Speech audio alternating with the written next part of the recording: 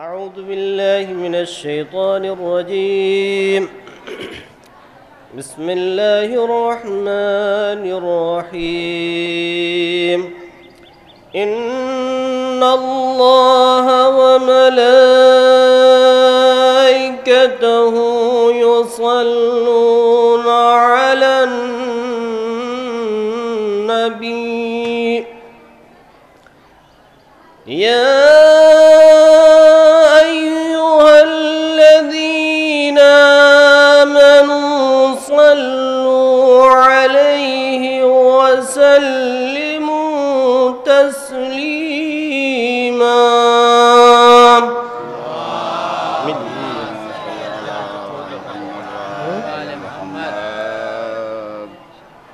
بسم الله. اللهم صل على محمد وآل محمد. اللهم صل على محمد وآل محمد.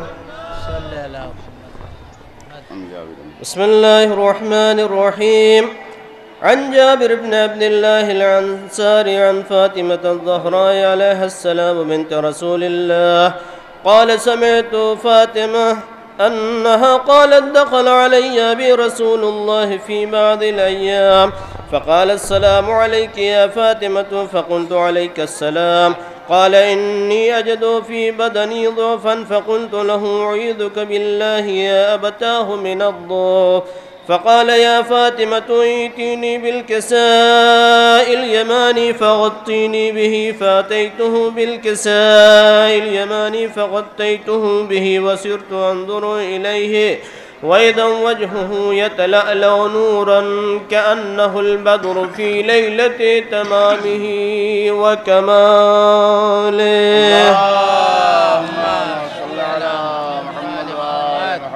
فما كانت إلا ساعة وإذا بولدي الحسن قد أقبل وقال: السلام عليك يا أماه. فقلت: عليك السلام يا قرة عيني وثمرة فؤادي.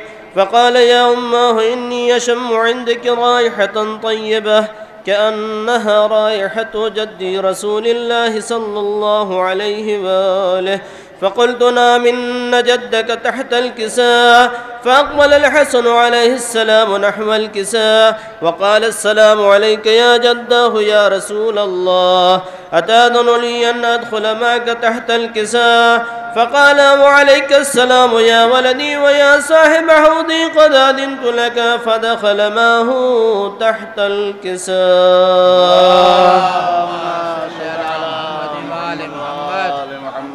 فما كانت إلا ساعة وإذا بولد الحسين قد أقبل وقال: السلام عليك يا أماه. فقلت: وعليك السلام يا ولدي ويا قرة عيني وثمرة فؤادي.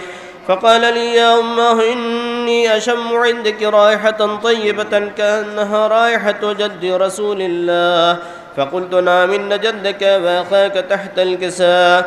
فدنا الحسين عليه السلام نحو الكساء وقال: السلام عليك يا جداه، السلام عليك يا من اختاره الله، أتأذن لي أن أكون معكما تحت الكساء؟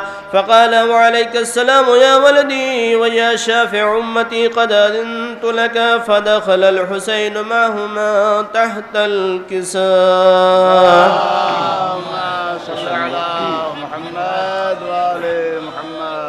فأقبل عند ذلك أبو الحسن علي بن أبي طالب عليه السلام وقال: السلام عليك يا بنت رسول الله. فقلت: عليك السلام يا أبا الحسن ويا أمير المؤمنين. فقال: يا فاطمة إني أشم عندك رائحة طيبة كأنها رائحة أخي وابن عمي رسول الله. فقلت: نعم ها هو مع ولديك تحت الكساء. فأقبل علي عليه السلام نحو الكساء وقال: السلام عليك يا رسول الله، أتأذن لي أن أكون معكم تحت الكساء؟ قال له: وعليك السلام يا أخي ويا وسي ويا خليفتي وصاحب لوائي، قد أذنت لك. فدخل علي أمير المؤمنين عليه السلام تحت الكساء.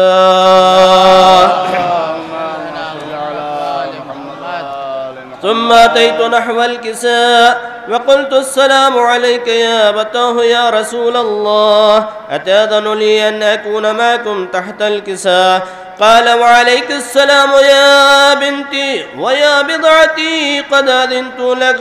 فدخلت فاطمة الزهراء سلام الله عليها تحت الكساء.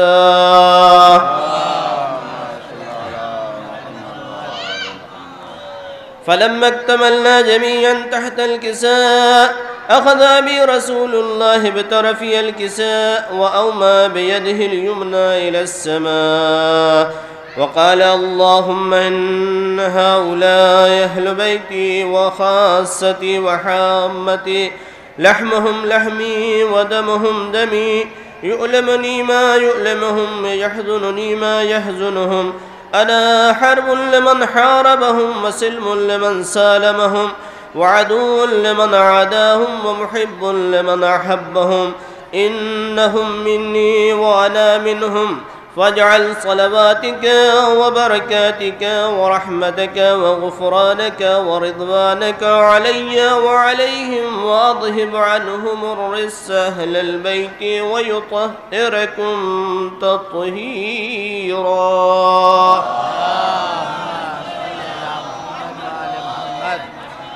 فقال الله عز وجل يا ملائكتي ويا سكان سماواتي إني ما خلقت سماء مبنية ولا أرضا مدحية ولا قمرا منيرا ولا شمسا مضية ولا فلكا يدور ولا بحرا يجري ولا فلكا تسري إلا في محبة هؤلاء الخمسة الذين هم تحت الكساء.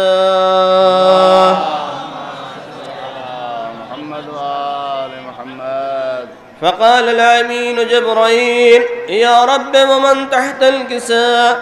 فقال عز وجل هم أهل بيت النبوة ومعدن الرسالة هم فاطمة وأبوها وبعلها وبنوها.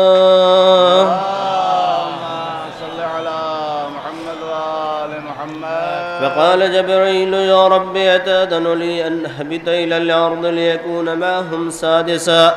فقال قد أذنت لك. فهبت الأمين جبرائيل وقال السلام عليك يا رسول الله. العلي الأعلى يقرئك السلام ويخصك بالتحية والإكرام ويقول لك وعزتي وجلالي إني ما خلقت سماء مبنية ولا أرضا مدحية ولا قمرا منيرا ولا شمسا مضية ولا فلكا يدور ولا بحرا يجري ولا فلكا تسري إلا لأجلكم ومحبتكم وقد أذن لي أن أدخل معكم فهل تأذن لي يا رسول الله؟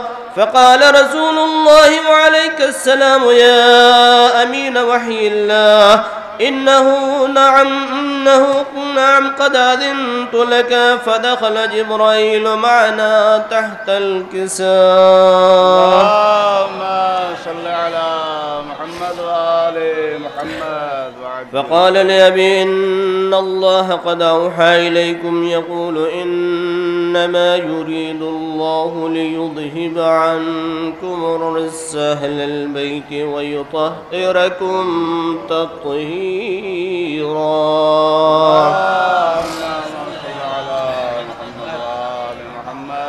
فقال علي عليه السلام لأبي يا رسول الله أخبرني ما لجلوسنا هذا تحت الكساء من الفضل عند الله تعالى.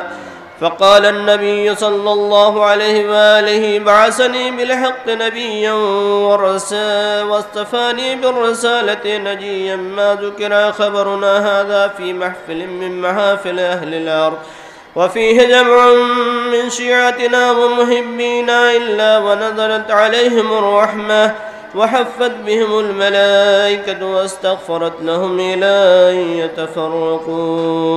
اللهم صل على محمد وآل محمد. فقال علي عليه السلام إذا والله فزنا وفاز شيعتنا ورب الكعبة.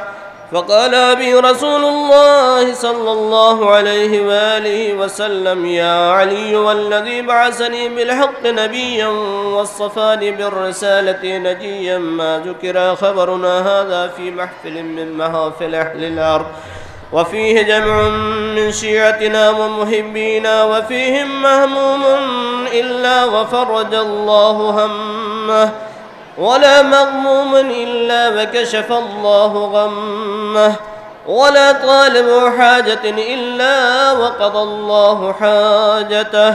فقال علي عليه السلام: إذا والله فزنا وسعدنا، وكذلك شيعتنا، وفازوا وسعدوا في الدنيا والآخرة ورب الكعبة.